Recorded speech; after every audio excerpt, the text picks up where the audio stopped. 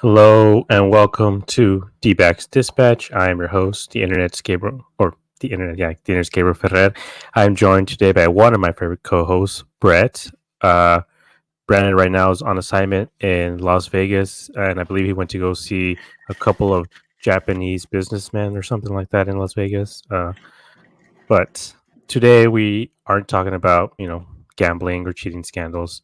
We are going to be talking about the unfortunate Marlins series that we just went through, which was, I have no other words for it except pathetic, because that's kind of what this was. Like, there's no reason why this team shouldn't have at least won the series against the Marlins. But yeah, I mean, what else? Let's just get to it then. Let's talk about game one. So, uh, Brett, um, so Zach Gallen looked amazing. Personally, we talked about our grades earlier. I personally gave him an A, but you had a B plus for him. Do you want to explain your B plus? Yeah, so I feel like I mean it's really tough trying to give any pitcher that has, the outing that he had, 7 innings, 3 runs, 5 Ks. I'm looking for the stats. Yeah, 7 innings, 8 hits, 3 runs, 5 Ks, 1 walk, nine whiffs, 96 pitches. I did kind of agree with Brandon on just the 13 hard hit balls is still kind of a lot. I know the Marlins aren't like the best team. They're actually the worst team in the National League coming into this series, if I'm not mistaken. Which is another reason why I agree with you that it's just unacceptable to lose a series to them. But that's kind of why I'm like having that many hard hit balls against or from a lineup like this. That's not usually like I'd say hitting that well. Like obviously they're not winning that many games. We're not either, so it's not like we can really talk, but I don't know. That's kind of why I was leaning towards like a B plus. Like he still had an amazing game. Like again, 7 innings, 5 Ks, 3 runs. Like your offense usually should show up for you. Like if you tell me that the ace of the team is gonna give you 7 innings of 3 runs, I'm expecting like the offense to show up and actually support the ace and give him a win, not just absolutely just go dead. Yeah, and this is something like unfortunate that we've talked about a few times, where either Gallen or even Montgomery, where they'll have these starts where they'll go 7 innings and allow 1 or 2 or even 3 runs, and the offense just puts up nothing on the board. And so at that point, you're like, even if they went out and pitched a shutout, they still wouldn't win the game because of the way the offense was. They scored 0 runs, and we're going to talk about it in a little bit about what's his name, Braxton Garrett, right? Is that his name? Mm-hmm. Garrett, Braxton Garrett. Yeah. I mean, Gallen looked great. I mean, he was missing a little bit. He wasn't as sharp as he normally would be, but he still went 7 innings. He gave up 3 runs and five strikeouts, and just he looked overall like dominant. He was pretty dominant in this game. He did have 13 hard hit balls, but I mean that's gonna happen when he's starting to turn up the velocity a little bit, especially with this fastball. So when that happens, obviously the balls are gonna be hit a little bit harder than usual. And we're seeing the graphic right now about the splits, and he's hitting those 95 plus. He's averaging 93 over almost 94. But I gave him the A minus, I believe. I gave him the A minus just because he still went 7 innings. He gave up 3 runs. He did ace stuff. He did his job. He went out there. He gave this team every chance to win, and they just could not get anything done. And it's so frustrating to watch this game because, and I guess we can get to it now with Braxton Garrett. What do you think? Is it the D-backs being bad, or just Braxton Garrett being on one? I mean, I think it's a mixture of probably a little bit of both because some pitchers, whatever your stats are going into the game beforehand, you could just have a really nice, really good day and just be on one. I personally think it's a little bit more of just the D-backs just kind of still struggling. It does suck, especially coming off of that series against the Dodgers. You're hoping that they would win, but I believe, I don't know if it was you or Josh in here in the stats, they're now hitting as a team. They're 39 hits and 229 at bats. So they're hitting 170 as a team in games after an off day, and the team itself is 1-5 on those days. So I think it's just a mixture of everything goes cold, like on the offensive side. And just in general, they don't hit lefties well. Like they are, I believe, I put it somewhere in here. They're 6-13 this season in games that are started by a left-handed pitcher. So they're just, and it's not like they're hitting lefties terribly bad. I looked at the stats. I believe they're still as a team hitting like 270, like average against lefties. So it's not like they're just sucking. It's just they're not winning against these lefties. They're just, I don't know what it is. Maybe they can get to the lefties early, and then the rest of the game they just blow it. So it might just be like that's where some of those baseline stats of the win-loss record doesn't show you everything, but it's still 6-13 against lefties, where this team was, kind of made like they hit lefties well enough last year, and you're expecting them to hit them really well this year. They just aren't. I mean, Grichuk doesn't have a home run since his first one that he hit in Coors. Gino isn't hitting home runs at all. Like, I think it's just genuinely a mixture of Braxton Garrett being on one, and look at Gino just staring at pitches literally right down the middle. Like, the offense just feels broken in general to me. Yeah, it's kind of my thought too. Like, I'm not gonna disparage Braxton Garrett. I think he's generally a really good pitcher, but he's not this good. He's not a nine inning shutout type guy.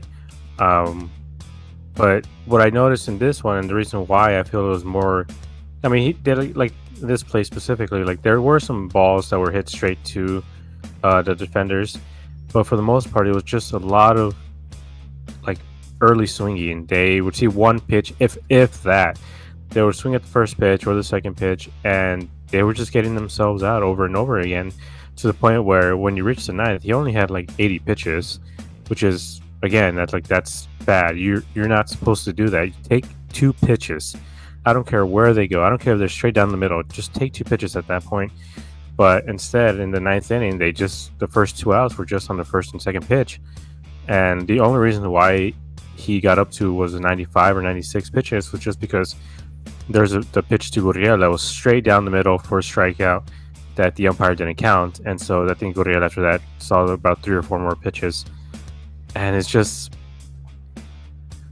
I'm getting to the point where I'm wondering if Joe Mathers should be on this team. Joe Mather, the hitting coach. Do we need another hitting coach? Should we get another hitting coach? Like, we are still relatively early in the season. Is this just growing pains? Is this a World Series hangover? Because, we're going to get into it at the end. Well, it's not like the Rangers are doing any better. I believe Corey Seager has like a 750 OPS or something like that. And this is, the World Series MVP. This is a guy who's in contention for MVPs all the time.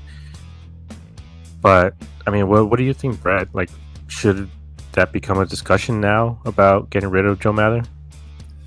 I mean, it's definitely an interesting point to bring up. And I think, especially if the offense continues on the trend that they're going, I think that it definitely would be a little more, or be more valid as it goes.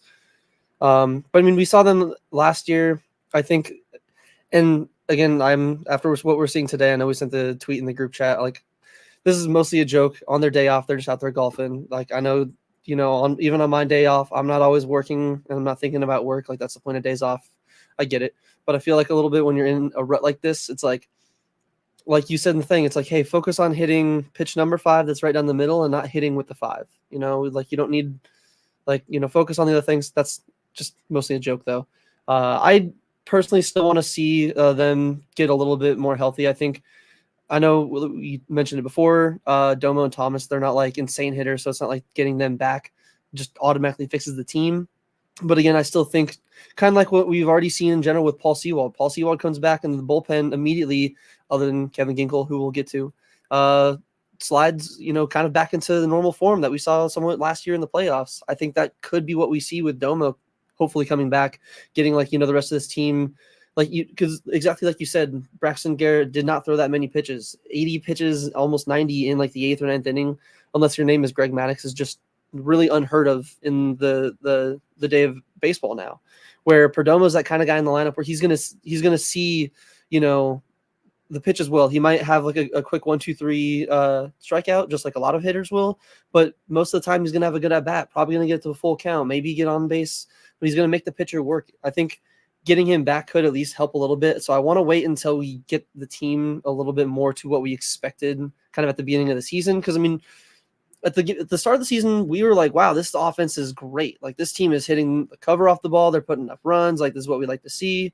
So until we get him back and see exactly what this team can do with him, I don't fully want to see Mather gone, but it is, I believe, a very good point to at least, kind of keep in the back of the mind as, the season progresses from this point.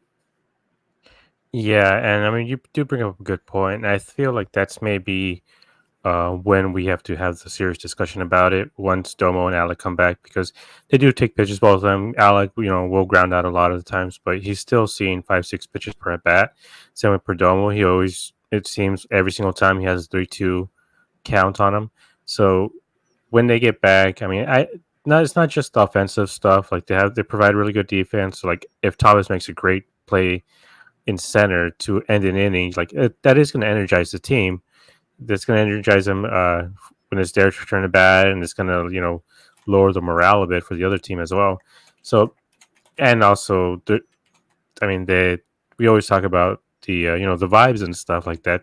That is legit. Like it is a legit thing. Like how Tori said, a connected team is a dangerous team, and as of right now, like they don't truly seem connected. They don't seem like they're having fun. They just don't look like the team that we saw last year. And maybe they're tired. Like I really don't know what it is at this point. Especially because of all like the lack of offense. If it was one guy or two guys, if it was just Corbin Carroll, if it was just Gurriel or whatever, if it's all of them, it's everybody who isn't Cattell. And so we can get to it right now. Yeah. So we can get to it now about Cattell. His streak ended at 21 games. And when Brandon asked us the other day, like, when does it end? I said, like, I don't even want to talk about it because I feel like I'm going to say he's going to extend it. And then obviously Friday's going to come around and he's going to lose it. As great as Cattell has been, this was a very, very impressive streak, especially during the regular season. I mean, he had the same in the playoffs, but Marte just continues to impress this year. He had a few dazzling plays too in second base. Like he's leading the league for at least the second baseman in outs above average, and I think defensive red save. So I think we're closer to Cattell getting MVP consideration this year again, like in 2019. As of right now, he's probably the 5th best player in the National League. But yeah, what do you think, Brett? How'd you feel about this? How'd you feel about it ending?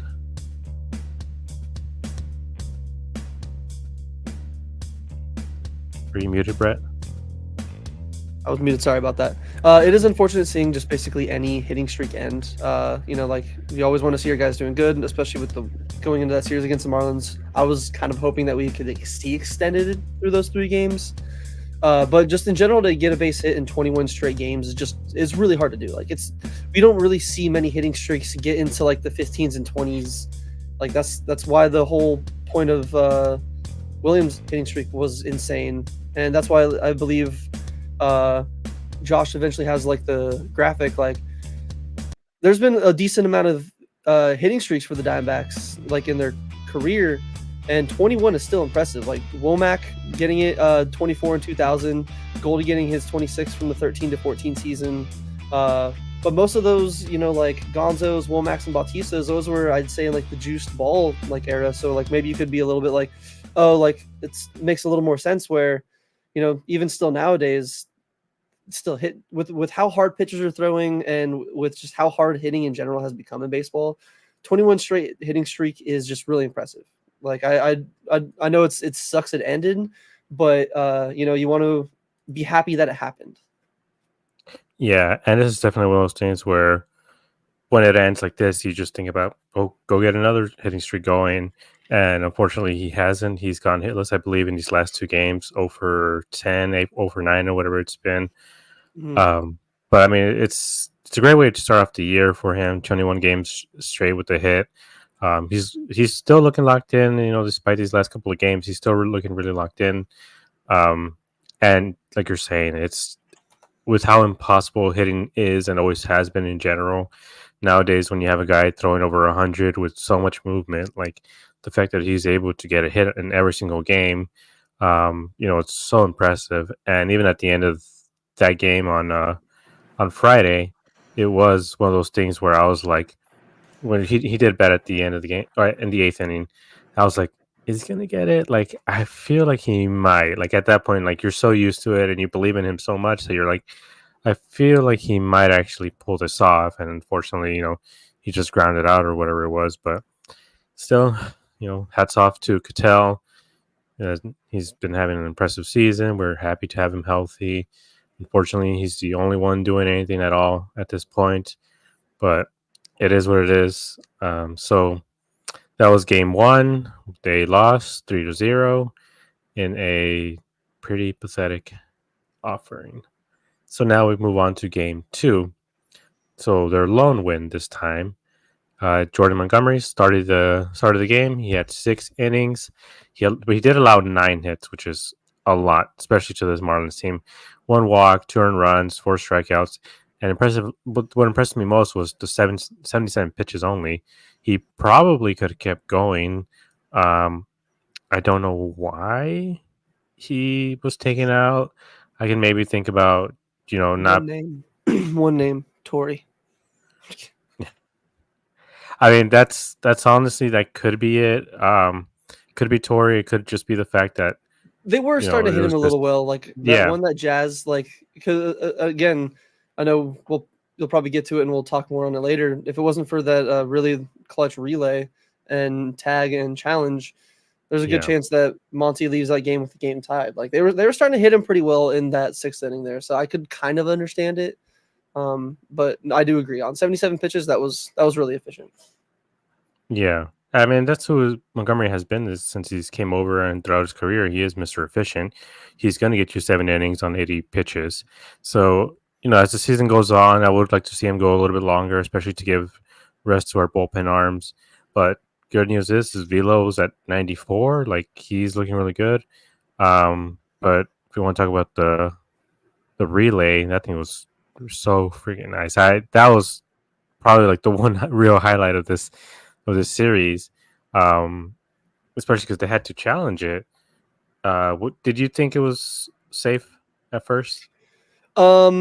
So because me and my wife were there watching it in person, it definitely looked like he was safe. I'm not gonna lie. But then the fact that I believe, did they call him the fact that he was I think off the bag, because I think he came off after he overslid. Yeah, I think so. So I think, that's where I was originally. I was like, oh, he's safe, and I believe from my angle, I couldn't see that he fully came off the bag. It just looked like he still just kept going and kept the hand on. And I assumed that the challenge was just them being like, well, what's the harm in challenging? But no, that was the D-backs replay booth is usually, last year they had a lot of success with their challenges. This year it's been kind of hit or miss. I feel like there's been a lot that they should have gotten overturned, but for some reason I guess wasn't enough evidence. So the calls usually stood, but that was a just perfect relay and just a good heads up play from Gino to make sure to keep the tag on. That's one of those where sometimes when Gino's not doing good in the box, maybe his veteran presence there in the field, maybe a younger player doesn't fully keep the tag on him the entire way. Maybe a younger player, originally tags him and he's like, damn, oh, he's off the bag, oh, goes back to tag him, and then it's too late, where Gino's like, no, I'm keeping this on you the entire way. Yeah. So was this the game where Moreno had 3 caught stealings, or was it Friday's game? Because I wanted to mention that real quick. Yeah, that's a good point. I keep forgetting to look which one up that was. I can check right now though. Yeah. Well, while you look that up, we can talk about Ryan Thompson. Ryan Thompson has been a godsend for this team. He's been incredible. Like every time he goes into the game, you're like, all right, this inning's over. It's gonna take 10 pitches and he's gonna be out.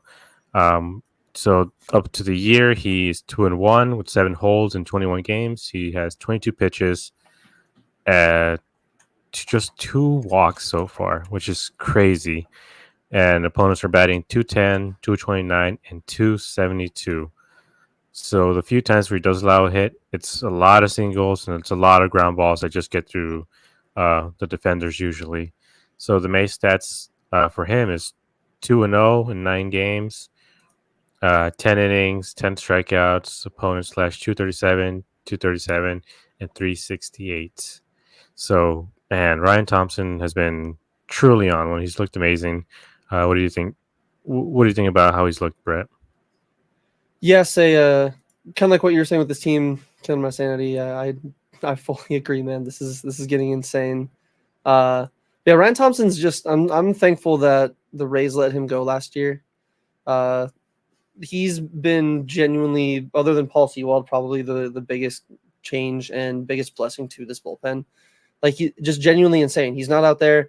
He's just disgusting. It shows kind of like when I was growing up. I was like, oh, maybe if I did a submarine pitcher or maybe submarine throwing, I could make my 85 miles an hour work in high school. And he can show like, hey, you know what? I throw 91, but if you can have some nasty movement and good control to go along with it, half the time, because there are some times where he'll just, like Dalton Feely says, just go sailing a pitch to the backstop. But he's disgusting, man. Like, he's one of the few pitchers in the bullpen where, like, when he comes out there, I'm like, yeah, like, there's 3 outs, it's over. Like, I don't have to worry about it. Like, the D-backs offense will be back hitting basically immediately. I do not even have to worry about a single thing. Yeah, and it's definitely one of those things where him, Seawald, like there's certain guys on this team, like it's a cliche to call these guys like lunch pail guys, but that's kind of what they are. They kind of just go in and do their job. Like there's nothing really like flashy or crazy about it until you look at the scoreboard. You're like, oh wait, he has, this many innings without a hit or a run or whatever, because they're so unassuming. It's not like Thompson is out here throwing, straight up cheese and everything. Like he's literally just got great command, great movement on the slider. Like he's just really, really good. And I'm so glad that the Rays decided to let him go because we discussed before, and he truly just had one blowout game. I think it might have been against the Yankees. I'm not 100% sure, but he allowed something like 4 runs and he only got 1 out. And that really elevated his ERA. So that's why his ERA when they got him was around 4.5. If you take out that one start, he was exactly what this is. He had like a 1.5 ERA. But I don't know. I still, to this day, I truly don't know what or why they let him go. Yeah, the Rays are not. The Rays are usually doing like that's usually what the Rays do to teams. Yeah, like anytime a pitcher is DFA'd by somebody and you see the Rays pick him up, it's like you're like, oh no, what are they going to figure out? Yeah, exactly. Couldn't. Where this is the opposite situation. I don't know. Maybe it was just a roster thing. Maybe they were hoping that he would have been like slipped through the cracks and nobody would have noticed him. But then Mike Hazen was like, oh no, sir, I'll take him. Thank you. Yeah, because I know I believe he might have been DFA'd or even done the put on waivers or something like that. Like it didn't. I think seem we like claimed the him Rays, off waivers. Waivers, yeah. So usually when people get put on waivers, it's more to like most of the time guys don't get picked on waivers. It's just kind of to clear a roster spot in the meantime, without sending him down or anything. And luckily the D-backs saw him and were like, bet he's mine now. And so I think everybody saw his numbers, but the D-backs were the first ones to get him, especially with the way the waivers work. The way it works is I believe it's almost the same thing as the draft, where it's like the worst teams get first pick until the better teams. So the D-backs kind of got lucky that they were to snag him before anybody else. But he's just been incredible for this team. I'm hoping that he keeps this up, and then we can maybe sign him in some way, extend him, whatever it is that we might need to keep him here, because he is what we need. He is what we need. I don't think he's going to be, a closer anytime soon, but 7th inning, 8th inning, whatever, especially when it comes to the playoffs, he's shown that he can get the job done. Same with Sewald. Like, these are guys who know what they're doing, know how to get outs. So, yeah, man, I love Thompson. Unfortunately, we have some more bad news to talk about. Yeah. So we want to go into Corbin Carroll. As of right now, I believe he's batting 188. We've talked about a lot that he's had really bad days at the plate in general. They are getting better. He is making more contact. He's starting to hit the ball harder. I believe he had a triple again. Mm-hmm. But the issue... I'm not going to lie, that was more of a single turning extra bases, because Like again, I Yeah, know it's he misplayed it. It's not an error, but in my book, that's basically a single and an error. Like as an outfielder, you don't dive towards a ball like a line drive like that. But hey, I'll take it as a triple. But yeah, sorry, as you're yeah. I saying. mean, the triple's a triple. Like he's still good on base. Like he has been. It seems like he's coming around a lot of times. There, you'll see the stats the next day, and you're like, oh, the expected batting average on that ball was 900, but it went straight to a defender. So it's just one of those things where it's like, I don't know at this point. Like I truly don't know.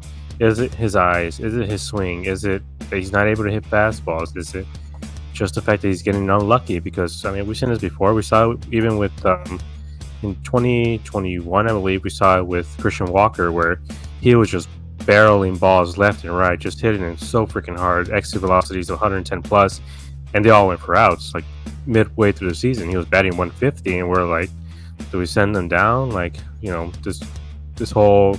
That's when everyone started missing Goldschmidt again, and same thing with Alec that we've talked about. Alec just barreling the balls, but just straight to defenders. Like it's just one of those things where I mean, baseball's a hard sport.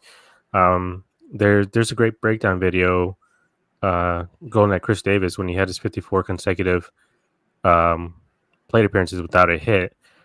There was a lot of bad luck in that. There was a lot of balls that he just barreled up that were just perfect grounders and I everything, think and that they was a just foolish baseball video. One of the GOATs. yeah. So I mean, baseball's hard in general. I mean, it's hard enough to hit the ball, but especially when you're just getting unlucky. So at this point, like I'm getting to the point where I don't want to send him down to Reno. I really don't. Um, but I think maybe if we get to the All-Star break and he's still around 180, I think at that point we can seriously start to consider sending him down. But I mean, what do you think? I still am so wary about just sending a guy down, just for Yeah, the one like the one issue of just again, it's not every guy, but sometimes it can mentally just kind of just bug you out, and again, if you start struggling in Reno, then it just makes you like it's one of those, and then you're like, well, what are you gonna do? Like send him down to Double A, like let him rot in Reno, like try to like figure it out there, like just ruin his confidence more. Um, but I mean, like you said, it's getting to the point where like there's not many things like they've moved him down in the lineup. He kind of did the same thing, then moved him back up, and like he's still getting on base at least. Like I know he's still taking his walks when he's getting them. He's yeah, still like it's just not the consistent. Like he's not doing it. It's like we'll see flashes of an at bat in one game where like that triple he hit the ball really well, hit it went the other way, but then the same game is having some pretty terrible swings, just not yeah, really making like any good contact. I know it's still one of the stats that I still have a little hard time understanding, but I know a lot of people, especially in like the Twitter community, see it a lot. But like his expected weighted on base has been pretty low, obviously, for league average. If you're looking on like Baseball Savant in general, but it is starting to get back up above league average slightly. So there are some decent signs that he is somewhat coming out of it. But I mean, especially with Alec Thomas not being back, to me, I don't think you can really send him down yet. Especially when he's still playing good, yeah, like in the field. Like he doesn't have an arm, but he's still in the 95th percentile fielding. He's got 4 outs above average in center field, or in the outfield in general. Where sometimes watching him track some of the balls down, you wouldn't probably expect. But I don't know. I'm still hopeful that he'll turn it around. Especially I know this stretch of games that we have. I think for the next like month or the 2-3 weeks, we should hopefully be seeing some weaker pitching than we have been. I know that's one of the things is we've just been seeing a lot of really good pitching too. If I'm being completely honest. yeah, But I think it's just kind of like when the entire team's struggling, and you yourself are, especially. I know he takes everything on himself really tough, and he's just that's we've seen the interviews. He is all about trying to. We know he's trying to fix whatever is going on. I know like when they were probably like, "Hey, we're going golfing," he was probably like, no, okay, I'm going to stay back and like go into the cages. I'm not worried about that. I'm trying, he yeah, could just be pressing too much, just like the entire team. I'm personally not fully on the needs to be sent down yet, but if we see this for another month, then it's going to be, I think that's the only option that you can do. Like, especially if Alex Thomas is back by then, it's like if Jake McCarthy's hitting, if Alex Thomas, is in his rehab in Reno and is hitting, You can't send down, like, you're not obviously doing anything with Jock. Randall Grichuk, you're still going to need to face lefties, and he still plays the Gurriel. outfield. Yeah, and Gurriel, like, you're not going to send Gurriel down. Like, there's only going to be so many options that you can deal with, and it's like, I love Corbin, but you can't just be giving up at bats at a certain point in the season if they're still trying to fight for even just a wild card spot. Yeah, especially because and where he is in the lineup, he is at the top of the lineup. And these are the guys who get the most at bats during the game. And if he still continues to struggle, I'd rather have somebody else up, batting first, whether it's Cattell or when he comes back, maybe in Perdomo, just anybody other than Corbin. But yeah, it's been frustrating to watch, and it's been pretty sad to watch too, because it's like this is our rookie of the year. This is last year one of our greatest D backs of all time at that point already, and just see him struggle. But this has been happening league wide. Like Ronald Acuna Jr., he's been struggling this whole year, and unfortunately now he's had his injury. Same with Goldie. Goldie had his struggles throughout the whole year. He's finally turned it around. He has 3 home runs in 2 days. Like, he's coming around. His average is back up to around 230, which is what I'm hoping for Corbin too, where he's just able to string together a couple of hits per game. That's all we need. Like Corbin, when he gets his triples, the issue is that it's just the triple. It's not only hit of the day. Yeah. Yeah, it's not only hit of the day. He's not, he'll walk, which is good.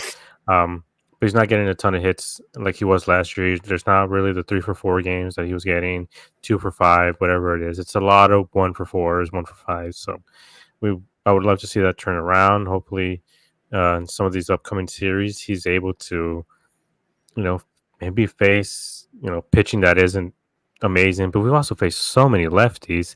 It seems like every team has 2 lefties now. So Yeah, dude, no kidding. maybe that's what it is too. Is just facing just a ton of lefties. I mean, he does struggle with the righties, but with them facing so many lefties, he just hasn't had a chance to really even adjust to the righties.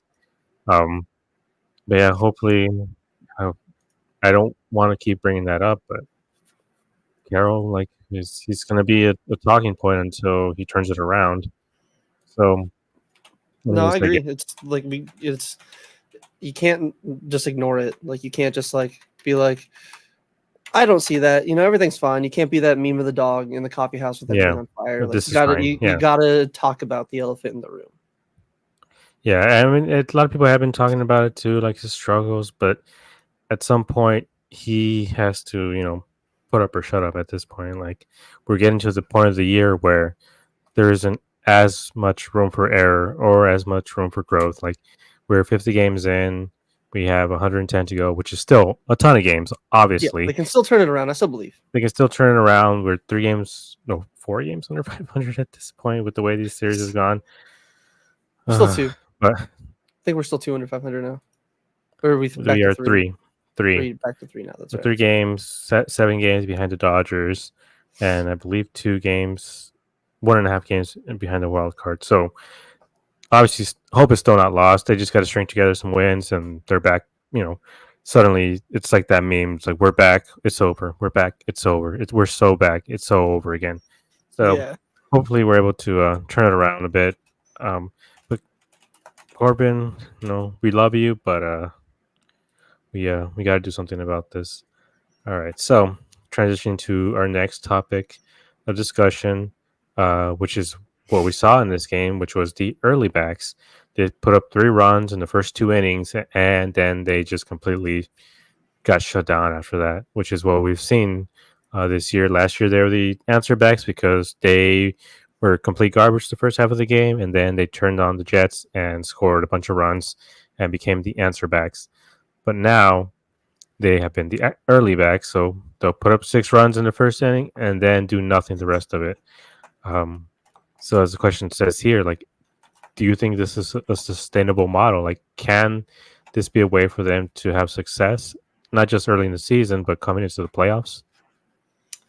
I mean, personally, I don't think so. I mean, like, scoring early is, I think, like, obviously, if you can score early and have it be a bunch, like, if you're scoring 5-6 in the first and second every game, and you're actually having your pitching doing what, like, because the Diamondbacks have still been having some really good starting pitching. That's what's really unfortunate, is the offense is going dead. Probably in one of the only times we've seen the starting pitching consistently give them, obviously not every night, but I'd say 3 to 4 times out of every turn, just consistent quality innings.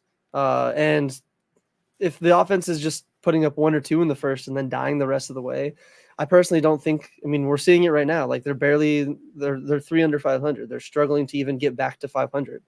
Like they're rough right now. I don't think they've been 500 since the Rockies series or the Brave series, maybe back in like all the way in early April. So it's been a while that they've just been kind of like Wow. been a while that they've been kind of just like treading water and I'd say borderline drowning. So me personally, I do not think that it's sustainable with the current way that they're playing. Like it's just you can't expect to even make the playoffs or do much in the playoffs if your offense isn't showing up. Like it's kind of like what we saw with the Brewers last year. The Brewers pitching was decent, but their offense just couldn't really do anything. Like their pitching got them to the playoffs. And like obviously that's a way different team than we are now. But that's kind of like where it's like, oh cool, yeah, we can turn it around. But if this offense doesn't actually fully start clicking, I don't know. I'd rather get back to the answer backs creating chaos like we saw last year than being like doing what we're doing now. Like I don't know. It's just to me personally, I do not think so. But I'm curious to see what you think. Yeah, so with the way the early backs have been, like the fact that they just get shut down, it's not just that they're not able to get runs across. It's just they just get shut down, and like they can't even hit at some point. It's like, oh, like after the second inning when they score 6 runs from the third through the eighth, it's like, oh, they have sat down 17 straight batters at this point. Like it's been really bad, and it's just it.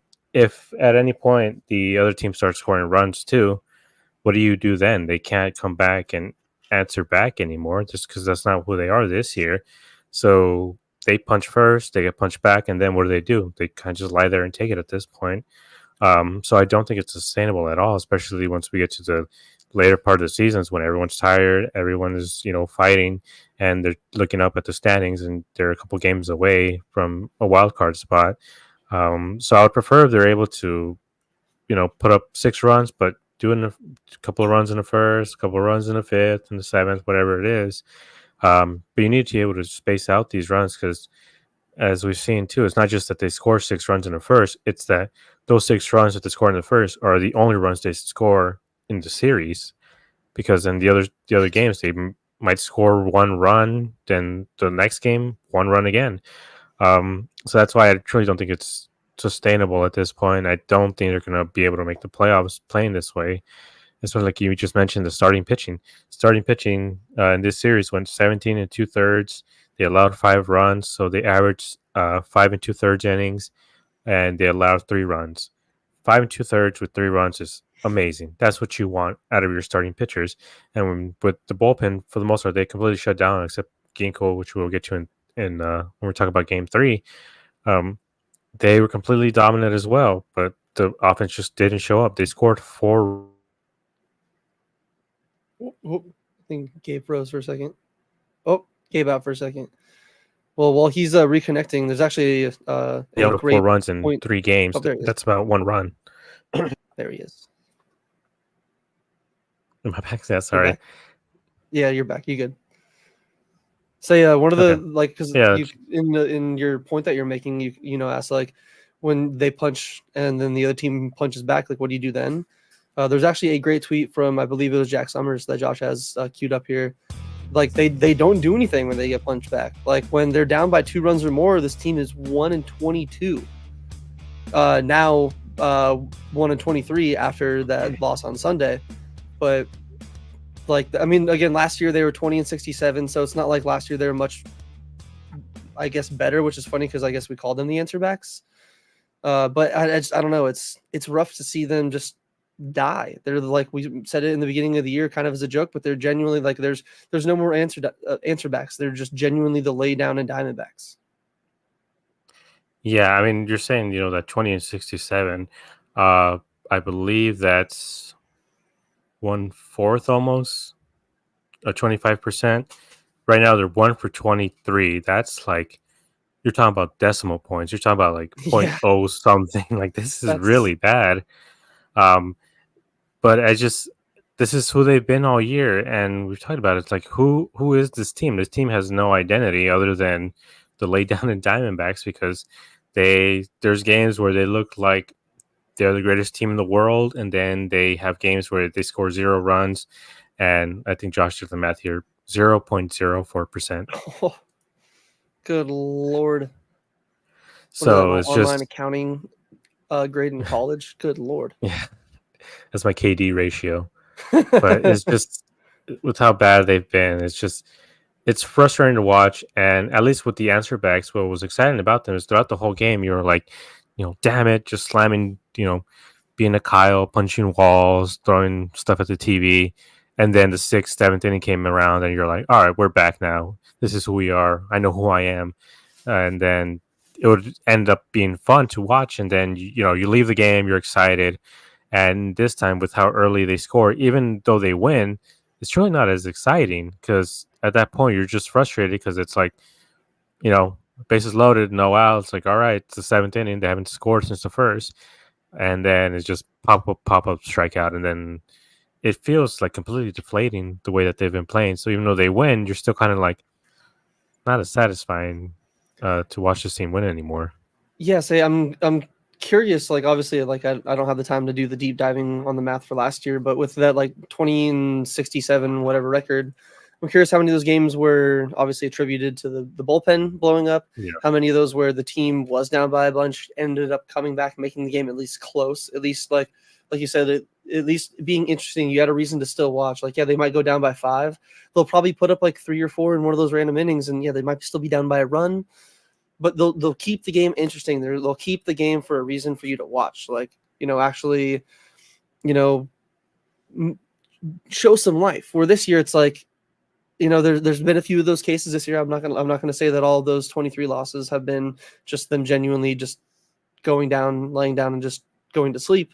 But I feel like it's been a very good majority of them have been, once they go down by like 2 or 3 runs, whether they're like facing a dominant pitcher like Yamamoto, or they're facing like Lance Lynn in St. Louis, and they're putting up like 2 runs on him, 3 runs on him. Like, Yeah. it's I don't know, it's just sad to see them just genuinely just kind of just like not care. And that's, like you were saying before, might be a good reason. Like, I don't know if that's on Joe Mather. I don't know if that's on just like the team.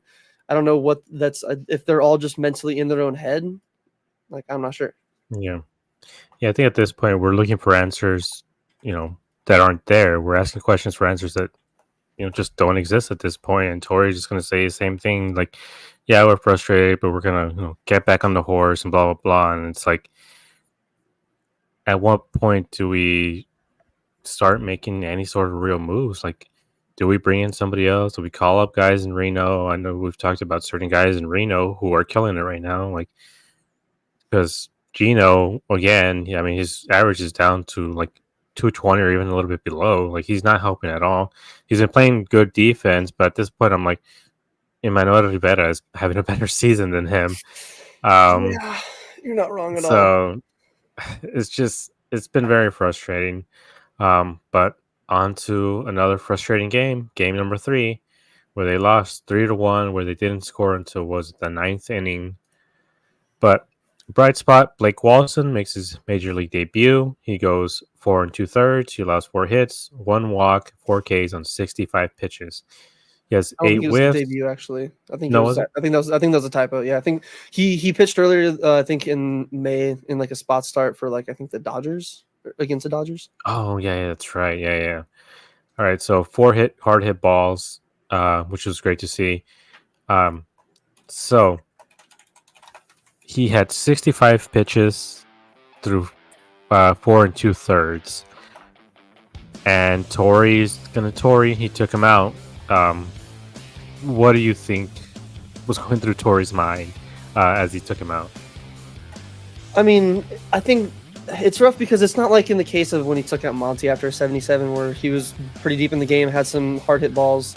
It didn't really seem like Walson was actually getting hit too hard. Like, I think Tori is a little bit too careful with some of his young guys. Like he wants to keep their confidence up, so he's going to take them out even if it's a little bit early.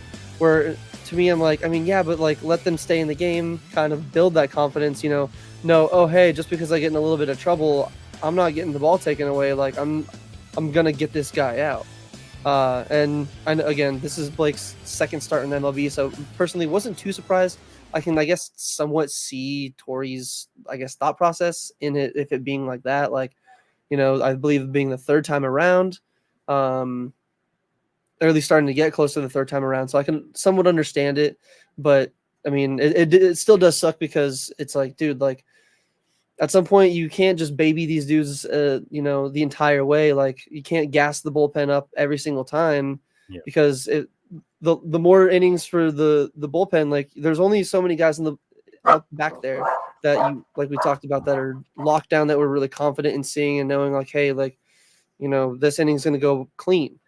If you're taking out your starter early, there's just more opportunity for some of those, bullpen pitchers that we'll get to in a minute, like Yinkle, with the way he's been pitching in the month of May, that there's more opportunity for those guys that are cold and in a rough stretch to, I guess, not to get exposed, but to, get roughed up a little bit more and get used more. And then, I don't know, I guess ruins their confidence a little bit more, especially if they're pitching when they're a little bit less tired because they're being used as much because he's taking out starters early. I mean, again, it's still kind of like 50-50. I'm not like too surprised, but I do wish that he would have let him at least try to finish the inning. Because again, if he gives up the run, he gives up the run. Like you got to at least understand, like, hey man, we're not taking you out like like right away. Like this is on the offense has got to score at some point. Who knows? Maybe if he leaves him in there, the offense finally gets that fire. Like, hey, you know what, Blake, we're gonna go get you this run back, so you're not gonna be on the hook for this loss. Like we got you. But I don't know. Torey just doesn't really let his young guys get those opportunities, it feels. Yeah, and it was one of those things where, like you're talking about, like maybe he got hit too much. He gave up a walk and a single.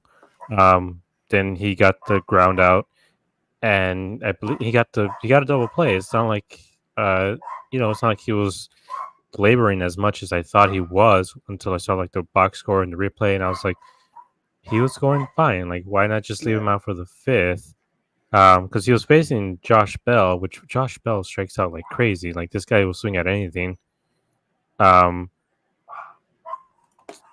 is my dog barking too loud? Just going a little crazy. It's fine. Okay. They're just letting you like Josh says in the chat. It's your dog's letting you know that you have that dog in them as well, and they're just confirming that. Yeah, exactly. All right. I mean, yeah, he had like 10 hard. He had 4 hard hit balls and 10 not hard hit balls. Like I know, like obviously, just not counting for everything, but that's pretty solid. Like he's not like throwing 95, 9 or 99 past dudes. Like he's sitting in the mid to low 90s, and he's not like a Tommy Henry. At least he has a little bit more gas, a little more like swing and miss on his stuff. Like, I mean, I don't know. I would have rather had him stay in the game personally. Yeah, I mean, he kind of, if anything, he kind of looks like a Jordan Montgomery type. Like that's kind of who he is. And so at that point, I'm like, just let him finish the 5th inning. Like maybe don't bring him out for this 6th. Then like it's fine. Like whatever, keep him in line for the win. Because it would be nice to get him a major league win. And then just Torey decides to be Torey. I mean, he brought in Justin Martinez. At least I'll give him credit for not bringing in one of the B, C, D guys to relieve him. And Justin Martinez got the job done. He got to fly out from Josh Bell. But yeah, so it's definitely strange, and I can understand Torey's thought process, maybe protecting the guys just in case they don't want the game to get away from them. But overall, Blake pitched a really good game. I liked what I saw from him.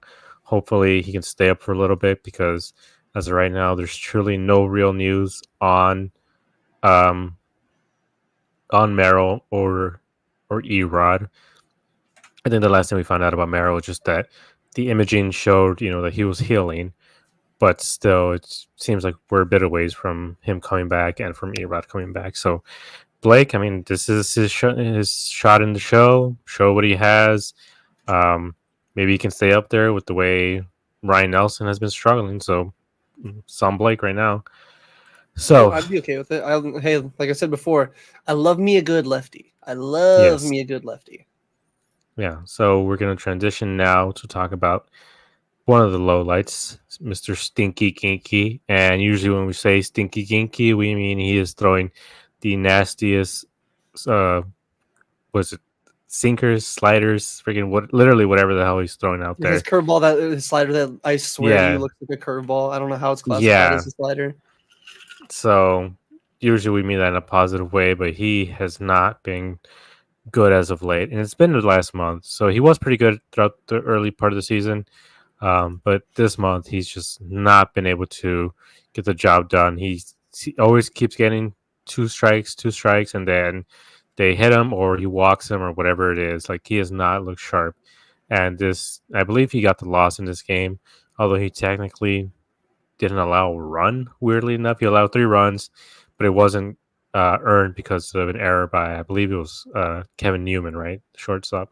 Yeah, which I don't like. I don't remember the first. I believe the first batter that got to third on that. I don't know how that one's not earned. Like, Yeah, unless there was another error in the inning. I don't know.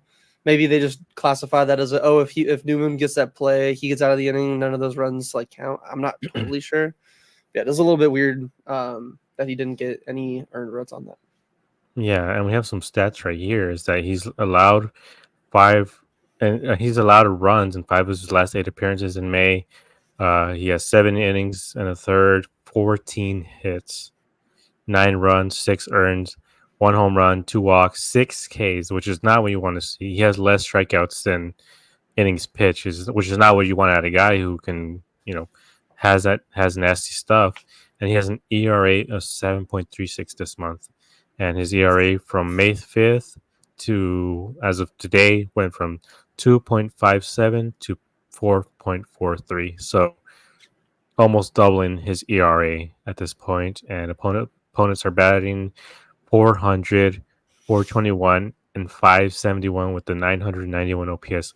They're putting up Barry Bonds numbers off of him at this point.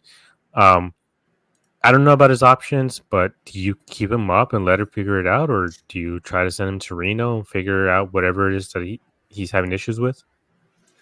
Yeah, I mean, I still think you keep him up here. It does suck because I know Torrey wants to stick with him and have him be his, eighth inning guy. Like he's my dude. He's still he's still Stinky Ginky. He's still gonna go out there, but just with the track record that we're seeing from like him, like I personally don't see how you justify as a manager like have again. I know it's his role or whatever. You don't want to abandon it, but after nearly a month's uh sample size like this, seeing like an ERA jump like almost double while you have Justin Martinez, who's putting up like insane numbers in the same amount of time in the month of May.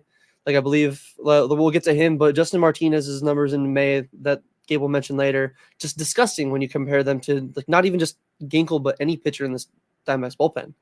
To where I don't know how you don't kind of keep Kevin Ginkle in there. Like, oh, hey, we're down by like 2 or 3 in like the whatever the 6th inning. If like maybe go to like Kevin Ginkle instead of Justin Martinez yesterday. Like obviously I'm still glad he went to Justin Martinez. I'm never upset about them going to Justin Martinez. Please go to him more. But maybe that kind of role where Kevin Ginkle's being brought out first, like out of as like a really maybe they use him as an opener. Maybe they use him like in a kind of a different role, just try to get his mojo back, get him back into the groove that we know he has. Because I'm sorry, there's just no reason I believe him to like still be in there with like a hold or save opportunity in the 7th inning or 8th inning. Yeah, and that's kind of Why what don't I we wanted to take bring up Ginkle about. and move him to the other side of the mound? Maybe that's what it I is. might as well, yeah, just do anything that can figure it out. But yeah, like if he's going to be the 8th inning or 7th inning guy, or what is it? Brian Thompson and him are Yeah, interchangeable at he's this point, he's right? the 8th inning. He was the Yeah. 8th inning. So with his struggles at this point, it's like, why not use J Mart? Like maybe let Ginkle go into the 5th or the 6th, maybe figure it out. If not, maybe send him down. Let J Mart cook in the 8th inning because, I mean, you're talking about Ryan Thompson, Justin Martinez, and Paul Sewald. That's your 7th, 8th, and 9th guys. Like they're three completely different pitchers. Both or all three of them has such nasty stuff that I feel like most games they will be able to win if they have the lead going into the 7th. If you put in Thompson, J Mart, and then Seawall, I think we're going to win a lot of games with those three guys. And so at this point, I'm starting to feel like with the struggles that Ginkle has had, he's kind of feeling like the odd man outs because he's supposed to kind of be the 8th inning guy. Because we got what's his name, Allen. We have a few guys in the bullpen. They're like Bryce Jarvis, where they're kind of like these middle relievers, guys that are going to come in to pick up a lot of messes and stuff. So where does that leave Ginkle? It's a great I don't point. know. There's not really I don't many like know. clear like roles for him in the bullpen. Yeah, his role is the 8th inning, and he's not getting the job done there. Then he's not really a guy you can just throw out there in the 6th. But we'll see. Maybe, hopefully, he's able to figure it out. And yeah, so we can talk about J Mart now. His ERA is down to 0.59. Opponents are batting 151, 297, and a 170 slugging, which again, just like Thompson, they can sometimes get a hit off of him, but it won't be a hard hit. It'll be a lot of singles. And a 467 OPS. He hasn't allowed a run since April 30th. We are close to about a month without him allowing a run, which obviously means that starting tomorrow, he's probably going to allow one. But in May, he has 9 innings pitched, 7 hits, 5 walks, 14 strikeouts. He has been so freaking nasty. It just, man, he has such a swagger on the mound. I love seeing him pitch. Every time he comes out there, it's must-see TV. And I think this begs the question, like we were talking about Ginkgo, like what's his role? Like where do you think he belongs? I mean, I'm personally biased when it comes to him because, as you have seen before with my Justin Martinez collection, I've been a J Mart believer basically since I found out about him in the system like 2-3 years ago. But he just has genuine, like, he has the entire makeup of a reliever, like great pitch mix, like he throws hard enough, to trick guys, but he's not like, especially we've seen what's really impressive this year is. Last year when he came up, it was, he's throwing the 105, the 1 or the 103, 103, 103, but it was like hardly ever in the zone. Whereas this year we've seen like he's keeping the ball in the zone, like a 63% strike percentage on all of his pitches, which last year I think it was just barely above 50%. So you'd still like to see it up more in general, but he's been very efficient. He's been dialing it back a little bit by still, touching 101 and whatnot, but he's focused more on, hey, I got the stuff that if I can keep it in or by the zone, I can get guys out. And he's our future closer. Like in my opinion, there's no way around it. Like we've talked about it before, how the D-backs have never really been able to develop an ace starting pitcher, and Brandon Pfaadt might be the first one. We've never been able to develop like an 8 or like an elite bullpen, like a closer. Like they've never had the guys that are throwing, like even in the hundreds, and even when they did, they like with Luis Frias, like they're not that good. Where Justin Martinez is elite. That splitter and sinker combo is disgusting. Like we saw what he did to Mookie Betts. Like that was, and that's not like, this isn't a scrub. This isn't like, a dude that's struggling. Mookie Betts is he's putting up MVP numbers. Like there's a good chance, especially now with like Acuna out. If Ohtani wasn't on his team, I think it would be a borderline lock. Like there's no reason. Like he's insane. So the stuff that he has in his repertoire and just what he's been doing, there's no doubt in my mind that he is going to be the closer of this team, if not next year, because I know Paul Sewald's a free agent this year, at least in a few years. And it just makes me excited for what kind of cool-ass hype closer walkout song he's going to have. Yeah, what's interesting about him is that with how hard he throws, it's not like he's getting hard fly ball outs or hard grounders either, which is usually what you expect out of guys who throw this hard. He's getting a lot of soft contact. He's getting a lot of soft little grounders, little bloops straight back to him. So it shows that he's been able to get outs he's relying on the defense, obviously, but he's not relying on them to do crazy plays. He's striking them out and just getting soft little plays for his defense. But anyways, that was the Marlins series. There's no good way to transition out of this because with Yeah, how bad, with how bad it, this was, like there's just not much to say. I mean, that we was the spent an series we hour needed talking to about it, win. but this definitely was a series we needed to win, especially with the Dodgers getting swept. If the D-backs would have been able to either sweep or win the series, they would be about 5 games behind the Dodgers and would have positioned them pretty well in the NL West. But unfortunately, couldn't get the job done. But we just want to preview real quick the Rangers series, which starts tomorrow. We have Brandon Pfaadt and Ryan Nelson on Wednesday going up against, I believe the player's name is to be announced, who he has a 0.00 ERA. So we have a completely dominant pitcher both games. And that's kind of it. Like there's no real series preview other than just it's not like the Rangers are doing as good. Like the D-backs and the Rangers at this point are basically the same team.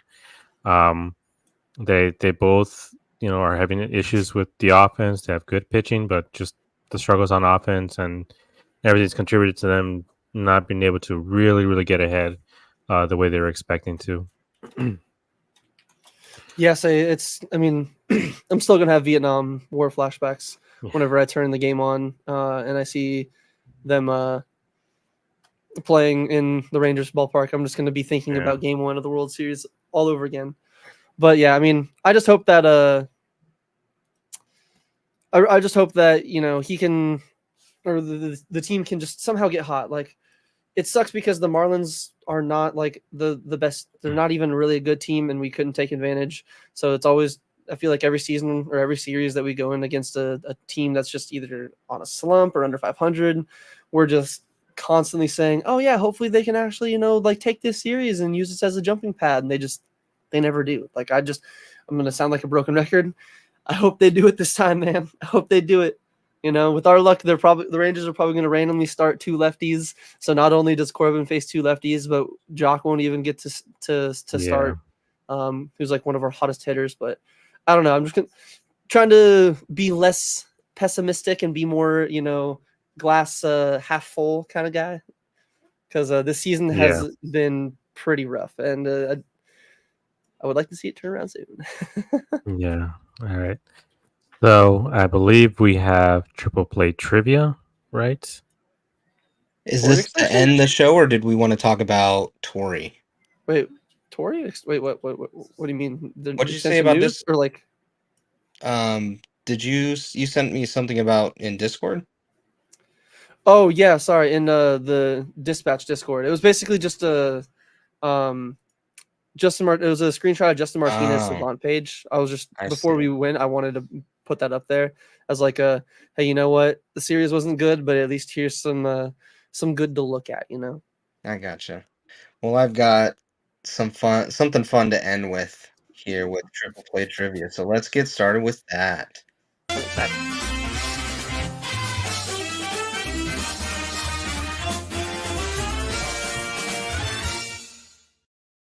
So, breaking news, I actually just was told by some inside sources that we've actually found out who is going to be the Diamondbacks 2050 MVP when they win the World Series. Do you guys know who that is? Is it Elliot? It is. Yay! Yeah. Year old. So I just wanted to, celebrate him and everything and show him off. So that's our future MVP right there. So keep tabs on him in about, what would it be, like, 25? No, like 20 years. So, yeah. Adorable. It was his birthday. So Hell yeah. Happy birthday, or happy late birthday, Elliot. Yeah. All right. So I believe that's it for today. I want to thank everybody for joining us on here, on Twitter, because I refuse to say X. So if this is your first time listening on Spotify or on YouTube, click like and subscribe so you don't miss out on any other shows. Also, and then comment on YouTube and stuff. It really helps. Comment on YouTube. Yes. So we'll see you guys later. Bye.